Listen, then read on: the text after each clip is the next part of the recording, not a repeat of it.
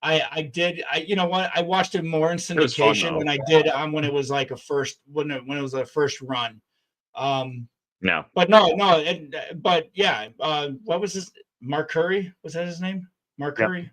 Yep. Yep. But yeah, no, Mark that's Cooper of the show. right. You know, because you can't give him a different name because he won't answer to it. So It's like how freaking crap. Mitch Wild thing. We're winning. Michael Sheen, not Martin Sheen. Charlie Sheen. Charlie He's Sheen. always Charlie in all the shows. Wow. Took me a minute. So Anyway. I'm just gonna throw in. I'll throw in a honorable mention with the TGI Friday, because I believe this was on Fridays and I believe it was on ABC. If I give you the name of Earl Sinclair, do you know what I'm referring to? That sounds really, really familiar. Why am I blanking? What show is that from? So, do you remember the show Dinosaurs with the Oh anthropomorphic God, dinosaurs? he's the dad He's the dinosaur, right? dad. The Yes, green, not the mama. Yes, not the mama. And actually, there was a meme today that I saw that says "Happy Not the Mama's Day." Well played. So yeah, so that's my No, that's a good one. That's my honorable mention is Earl Sinclair from the show Dinosaurs. So those of you who have never seen Dinosaurs, look it up. Yes, it was a fun one. He was Imagine like that show today. Exactly, it was all it was. And at the end of the day, you know, think of when they did that show for, like you said, regular everyday syndicated TV and everything like that, with basically, you know, full wearable animatronic suits like they had for the Ninja Turtle movies and stuff like that, high budget stuff. And it was on regular everyday cable, or not even that, regular network TV, and you could watch that every Friday night. Like you said, I want to say that maybe might have been on NBC in competition to TGIF, because I remember us VHSing that and then watching the other stuff. Because, you know, make sure the other TV in the other rooms got the VCR on it. So good stuff. All right, Well played. I'm gonna jump ahead on one, and I'm gonna go to the bad dad side because we're at the midway point.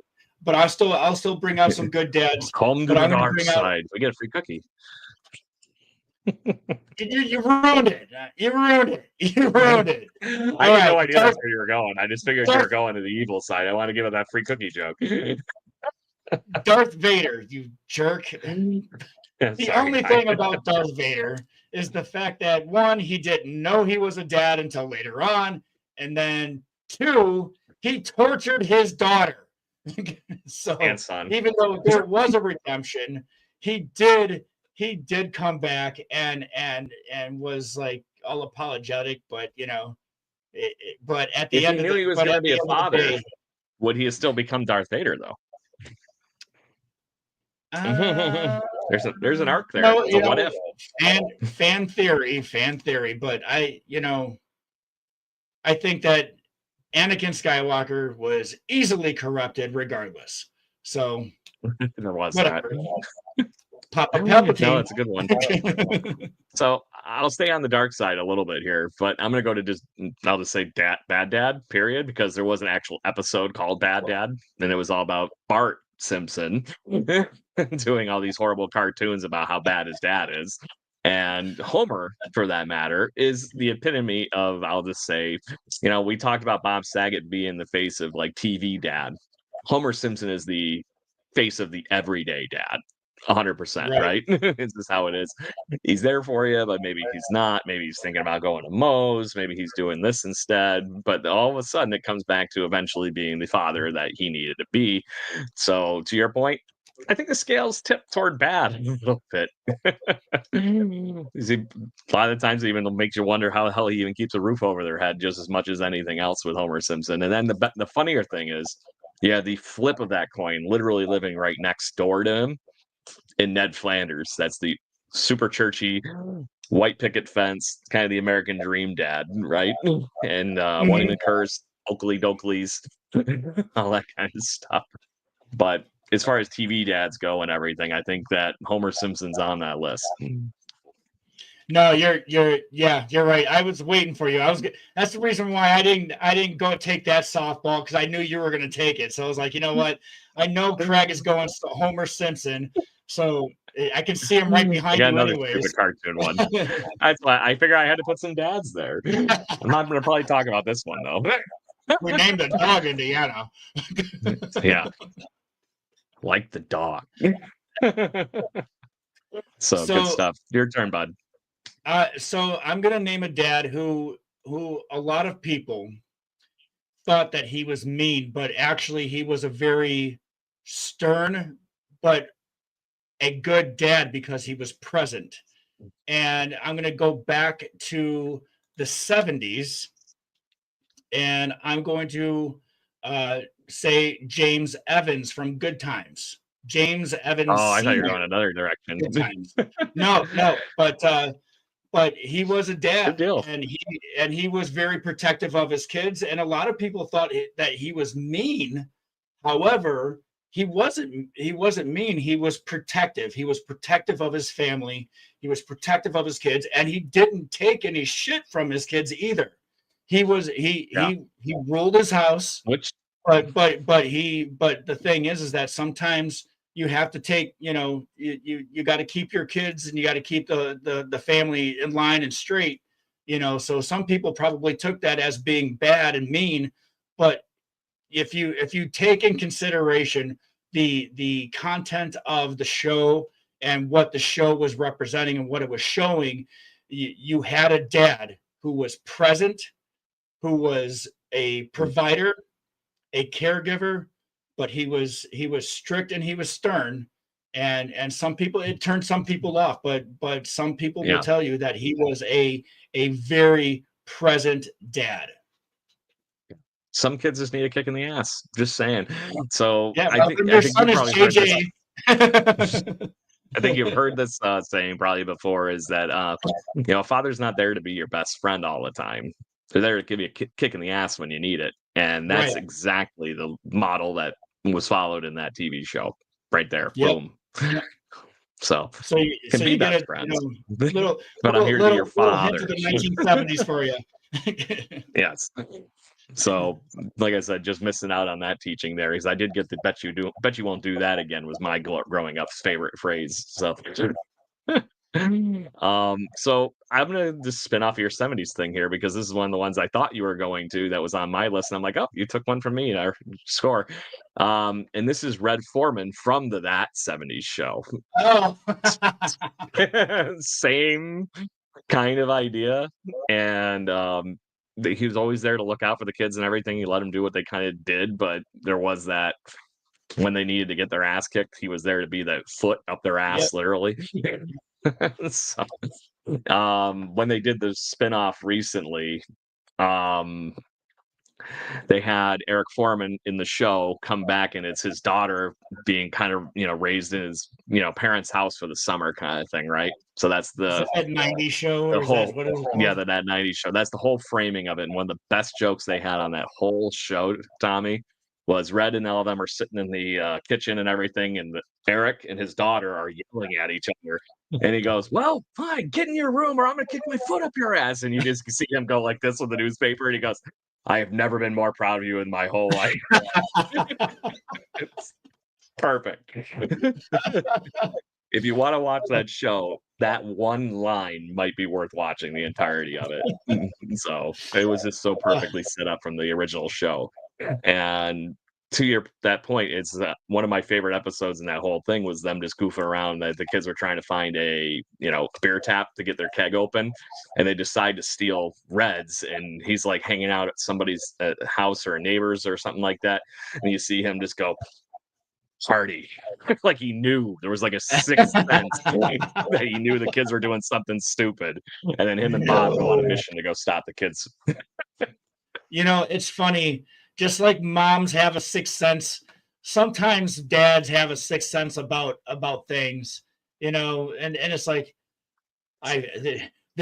there's evil afoot. Did they touch the thermostat?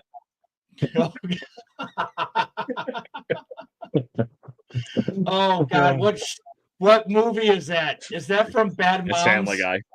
It's No, it's from no, Family Guy. no. It might have been spoofed in Bad Moms too, but it was from Family Guy. Peter, like, Because she I'm touches it thinking, like a degree, and then he bursts in the door and like the Kool-Aid Man, and is like, "Did somebody touch the thermostat?" no, I'm thinking of the movie. I'm thinking of the movie with Will Ferrell and Donnie Wahlberg. Is it Stepdad or something like that? Oh, Or it's got to be. Yeah, yeah. It was that one with John C. Riley too? Step Brothers. no, Step Brother. No. No. I gotta find this movie.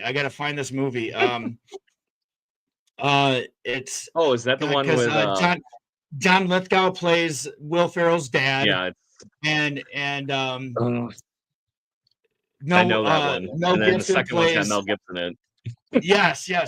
And I'm telling you, and Was that that was one of the Stepdad? jokes in it. What that was one of the jokes in Stepdads? it is it Stepdad? Is that the name of the movie, or is It that might have Bad been that. Moms? No, it's not Bad No, Moms. Bad It's Moms not is Bad the one Moms. with Mila Kunis and everything, which Yeah, is hilarious, by the way. but that was the joke is, they all come out of their bedroom and it's like who touched the thermostat? And you see the little girl come out. And she's like, she turns it. And she goes, dripping I hot. like to sleep with. Yeah, and they're like, I like to sleep with my window open. And it's like trust me. It's like the middle of the summer. Hey, Kate's got something up here Anyway. for us. Yes, Kate has a great one. Sorry, I clicked it too. Yeah. 100%. I was going to get to that one. Thank you, Kate, for beating me to the punch. Points for you. Mr. Feeney from Boy Meets World, because the father and the mother in that were really secondary, for Corey Matthews. So Mr. Yes. Feeney was 100% the main figure of parental unit in that show. It's funny. And I'm glad you brought this up, Kate, because I'm glad you brought up Boy Meets World, because I was talking to Narada today at the Brighton Market, and he absolutely hated the dad in Boy Meets World. He hated Corey's dad. I still don't know why he hated Corey's dad, but he just hated Corey's dad. He had like deadbeat dad vibes or something. Yeah. I don't know, man. Oh my God, that's too funny. It's hilarious. But yeah, so was that your last one, or was that my last one? Who was the last one? Austin, go for it. All right, so I did the last one. It's your turn. I just did the Red Foreman. Red Forman. Okay, so I'm gonna go with a bad dad. Now, this dad is the epitome of what you don't want your dad to be in any iteration, in any way, shape, or form, because this man is a bum, to say the least. And I know that to say the word bum actually makes bums look bad to call him a bum, but he's just a bad deadbeat drug addict dad. And I'm talking about Frank Gallagher from the show Shameless. Oh my God. And he thought he was like the best dad ever too. That was the funnier thing of that. I will say he did show up every once in a while when he needed to, but every once in a while. that show, as entertaining as it was over the top. And I'm telling you, Frank Gallagher was just every character you wanted him to be and just what you didn't want him to be, and it's like you actually kind of felt good when he died at the end. Oh, sorry, spoiler alert. Frank Gallagher dies. It's only been like 10 years. It's been 10 years when the show was he just over. faking him death? He faked his death enough times in that show. Right. but yeah, I mean, but yeah, so Frank Gallagher in the realm of the bad dads. Next. Yeah. So that's too funny. I'm gonna go. I'll just continue the bad dad going animated here to this whole thing too, because Peter Griffin is 100% a bad dad. There is no Peter Griffin's a man-child. Man-child. I don't even know if that properly sums it up. You look at this. It's like, how many times did he got in a fight with a guy out in a chicken outfit? There's all these things. It's just one of those things. It's a running joke. Obviously, that's the point of the show. I think he's in that horrible bad dad, and then I got another one for you that I'm gonna double dip here with 100% with Peter Griffin. That's in the bad dad vibe too.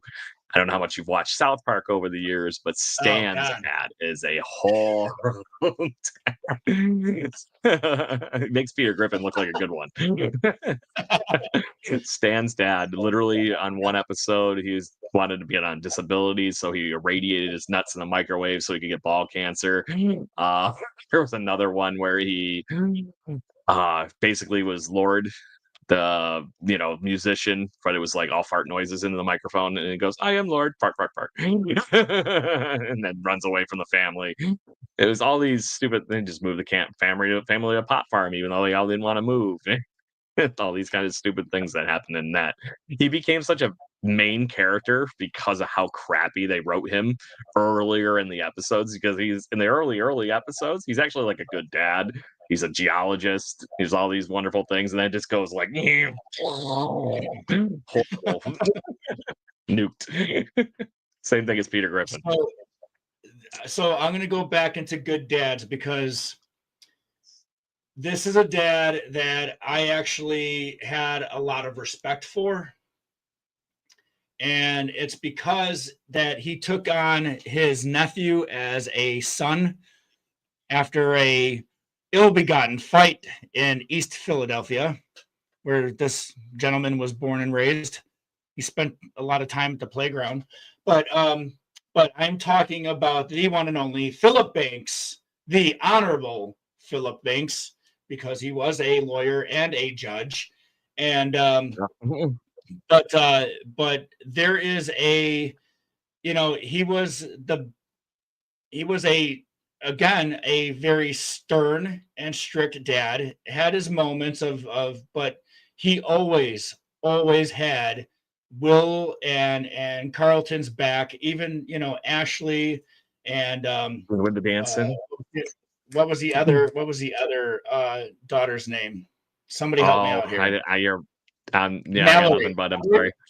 Yeah, Mallory. I think it's sorry. Hillary. That's right. Hillary. Yeah, Hillary. So, yeah. but I don't know about the new one though. I haven't seen the new one, but I will say this: is that there is a scene, and again, and it goes along the lines of kind of like the Jay Pritchard that I was telling you about. Is Will's dad shows up, and then Will's dad just kind of drops him because he's got something else going on and everything. And there's a very powerful scene where Will gets mad. And at the end of his tirade, he goes, "Why doesn't he want me?" And Uncle Phil, the true father figure to Will, is right there. And he lets him get all of that emotion out. And then he just takes him and he holds him in, and he's and basically just, without really saying a word, just saying, "I got you. I have your back. You are mine. And I am not going to allow that nonsense to ruin you. You are much better than that." Yeah. And again, I don't want to get emotional on this show, but I've had emotional moments today with my own daughter, and I love Jocelyn, and I do. Yeah. And I know that I sound like I'm choking up, but honestly, it's my voice right now. But again, it's those moments like that show you that there are men out there that truly do love with all of their might and all of their strength, and those are and again, I hope beyond hope that people out there have dads like that they can look up to, and that they know that sometimes their dads may not always be this loving and flowery person, but they know that they are strong in different ways, and that they try to hold their families together. And Uncle Phil, in my opinion, is the epitome of that. Will was not his son, but he treated him like his son, and he protected him in every single goofy moment that he had. but he protected that kid like his own flesh and blood. So tip the hat to Uncle Phil. All right. I got a new one for you as far as a modern-ish father figure. And I'm going to tell the wonderful fun here that became the father figure in the show Stranger Things. And this is Hopper, the policeman. And with 11, oh my God, literally being an orphan at this point after the first season, he takes her in secretly. And he became very protective of her and had to figure that fatherly line out. But he ended up, winning that battle and obviously finding a way into her heart. And that was the great end of that season. The two of them really, fully uniting and whatnot to that point. And as far as a modern father figure, hands down, what a win was. And for two, even separately, the two of them were very misguided. The two of them together figured it out. So I thought that was really cool. I know, that's you're right. And so as we're approaching the last 9 minutes of our show, and again, as we always do, and as we always say, we only scratch the surface on some of these great dads, and we only scratch the surface on some of these horrible dads that are out there. But I'm gonna end my list right now with Din Djarin from The Mandalorian. Again, well played, sir. Again, another Pedro Pascal character that happens to be a reluctant father who takes in a youngling who happens to be force sensitive, who's at first called Baby Yoda for the longest time, and then finally find out that Grogu is his name. The child. But again, he takes him in as his own, as his ward. And we're going to get, we got what, 4 seasons, 4 seasons, and then the Book of Boba Fett. You got to count Book of Boba Fett too. But for the most part, Din Djarin was, and I can't wait to see the Mandalorian and Grogu, the movie, because to me, I think that is going to be one of the next better, if not one of the best new Disney Star Wars movies. As You're long talking as they a place keep to have a new cornerstone. The new cornerstone's probably that movie. I would hope so. But yeah. So Din Djarin is just that, and I'm going to end my list with that. So then we can get to your last one, and then we can go into shameless self plugs. Yep, I got my closer. I'm gonna go. This is one of the ones I still can't stop watching this show. It's one of those ones that's just funny to me, and maybe it's the engineer in me. It just comes out that way too. It's just fun. And that's Tim Taylor from Home Improvement. He's in that. You knew it. What? And you love this show. I love the show. It's one of my favorites. But to that point, come on. If I was gonna be like anybody's, it's look at this. I'm trying to do a show. I'll pick all these stupid things I didn't realize until not that long ago that I'm like, oh my God, I'm Tim Taylor. So I'm just not trying to soup up my lawnmower while I'm doing it. But to that point, I think it's one of those ones. I think that's if you're talking family values, that show was what that was all about, and it was a very fun comedic way to do it, and I thought it was fun. Simple as that. You know what I think and this is one of those things that in that show, Wilson was like the Mr. Feeney. He was almost like the father figure to Tim. He was the father whisperer. Right. 100%, because Wilson was kind of like the guy that Tim always confided in when he needed advice. And I think that's what made his character even more human, if you will, because he knew he didn't have all the answers, but he had this wealth of knowledge and lived experience right next door to, to a person who you can only see this much of, but for some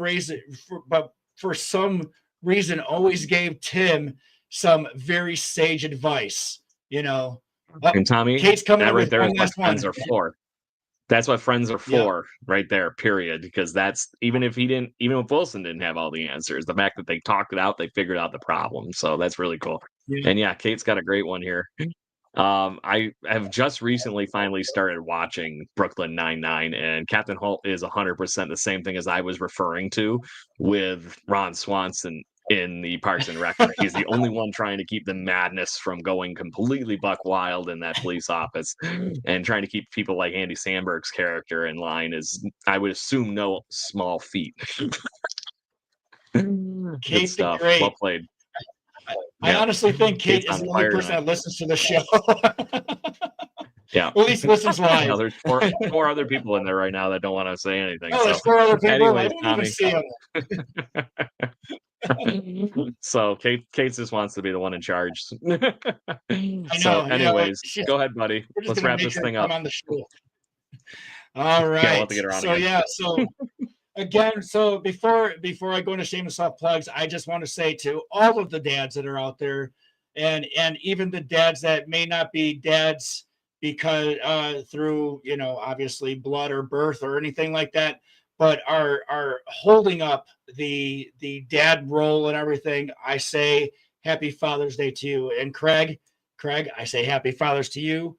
Father's Day to you. Father's Day to you too, bud. And even if you don't have kids, if you're a dog dad, a cat dad, or whatever, You're or still even a if dad. you're an uncle who does the dad stuff, by all means, happy Father's Day to you, because you know what? You guys deserve it. You guys are the ones that are putting in the hours and doing the work. And again, we salute you. We want you to know that we appreciate you, just like we appreciate the moms. We appreciate that everything that you do, being a dad and keeping the families together and working it out. So that's my my salute to dads. But then I have shameless self plugs. What about you, Craig? What do you got going on? So I got a funny one going on because I actually this show I just did on the Jaybird Watching podcast last week actually could have easily been on this show, Tommy, because it didn't end up being Toronto Blue Jays baseball talk. It ended up being collecting baseball cards talk with my friend Brian Parup, who runs Mintiverse, which is the company that's trying to shake up the grading game and how basically sports cards get graded and cased and all that kind of stuff.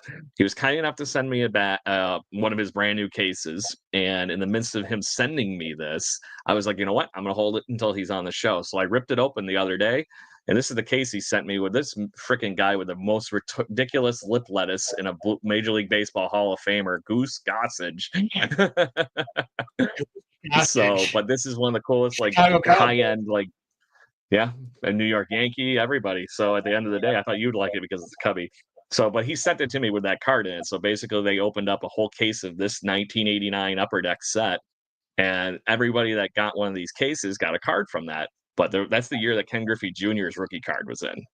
So there's a bunch of, I think, 20 some odd people that got these cases out of their, God, like 15,000 or I can't remember how many cards they sent out, but it was a lot. But it was a lot of cards, and this was cool. But this is one of the most high-end premium cases I've ever seen in my life. It's 2 pieces. You got this little cover piece that keeps it all together, but then this nice little piece actually just opens up kind of like this. It's magnetic. You put your card in it. Oh, nice. Lock it down, and then this guy slides onto it nice and easily once I finally put it in the right way. Oh, hold on. I get the latch like right. But it's oddly satisfying how it slides in here. It just kind of like drops in when you get it in right. And it's like magnetic, Right. It holds it in there and it's not going anywhere. So nice way to protect a high-end card if you had it without having to worry about getting it graded or anything like that. That's his game, and that's what he's doing. But we ended up getting some wonderful stories from him on the Jaybird Watching podcast. I highly recommend anybody gets over and checks out because it was a really fun episode to talk the hobby in baseball card collecting. And it's on jaybirdwatching.com.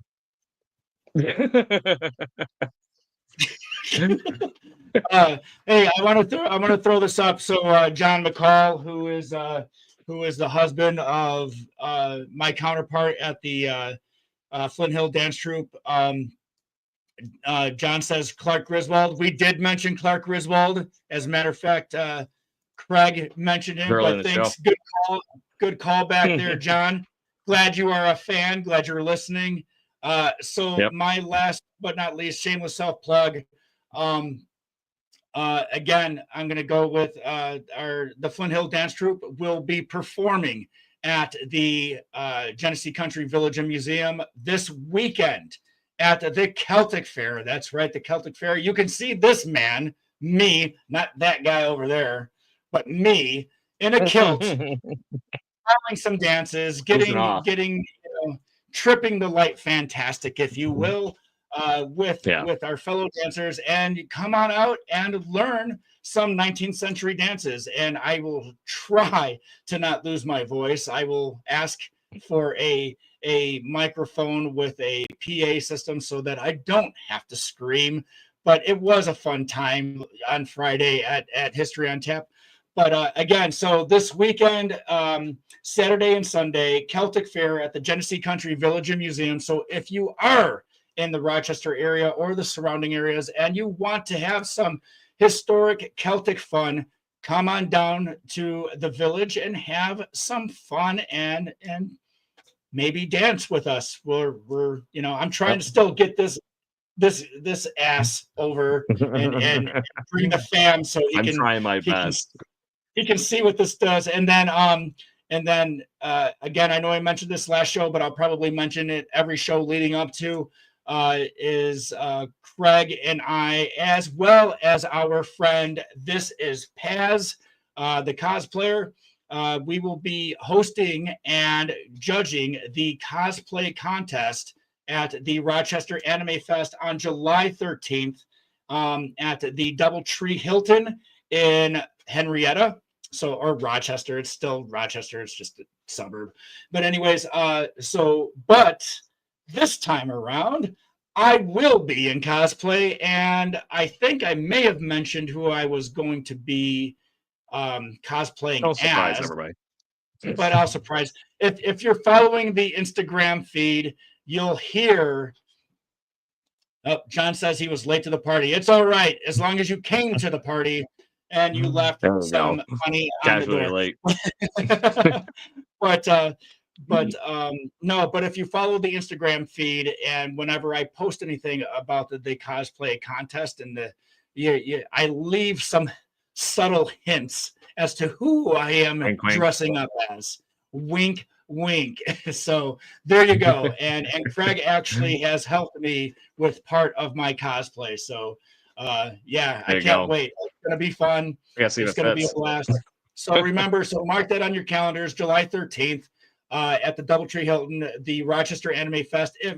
If not for nothing, come to just see that portion of the show. It's a fun event, and Craig's done one with us. He was the cameraman, helped sign people in. So yeah. But again, see you all next weekend. Please come to the Genesee Country Village and Museum and support your local museums, your local theaters, and support the arts. And we also thank you very much for supporting our show. We do this show because of fans like you, and we want you to continue. And we've already got some suggestions for some show topics that I'm actually really excited to try out. So Craig and I will discuss, and we might bring out something new. All right. So thank you, everybody. I appreciate you, and see you next time. Cheers, everybody, and make sure you tune in every week. We will be live here every week to goof around and talk all things fandom. Have a great week. Cheers. Bye.